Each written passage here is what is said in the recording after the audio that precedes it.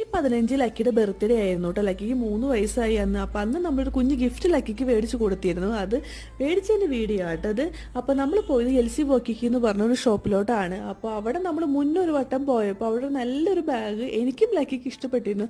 അന്ന് ലക്കി എന്നോട് കുറേ പറഞ്ഞു, അമ്മ ആ ബാഗ് മേടിച്ചതാന്ന്. അന്ന് ഞാൻ പറഞ്ഞു, ലക്കി നിൻ്റെ ബർത്ത്ഡേക്ക് എന്തായാലും ഞാൻ ഈ ബാഗ് മേടിച്ചിടാന്നുള്ളൊരു ഉറപ്പ് കൊടുത്തിട്ടാണ് അന്ന് ഞാൻ അവളെയും കൊണ്ട് ആ ഷോപ്പിൽ നിന്ന് ഇറങ്ങിയത്. പക്ഷേ ഈ ബർത്ത്ഡേ 2 ദിവസം മുമ്പ് നമ്മളവിടെ ബാഗ് മേടിക്കാനായിട്ട് പോയപ്പോൾ ആ ബാഗ് അവിടെ ഇല്ലായിരുന്നു. സ്റ്റോക്ക് ഔട്ട് ആയിരുന്നു. സത്യത്തിൽ എനിക്കും വിഷമമായിട്ടോ. അവൾ കുറേ ആഗ്രഹിച്ച സാധനം മേടിച്ച് കൊടുത്തില്ല എന്നുള്ള രീതിയിൽ. അങ്ങനെ നമ്മൾ ആ ഷോപ്പ് ഫുൾ തപ്പിപ്പറക്കി നമ്മൾ ഒരു ബാഗ് എടുത്തു.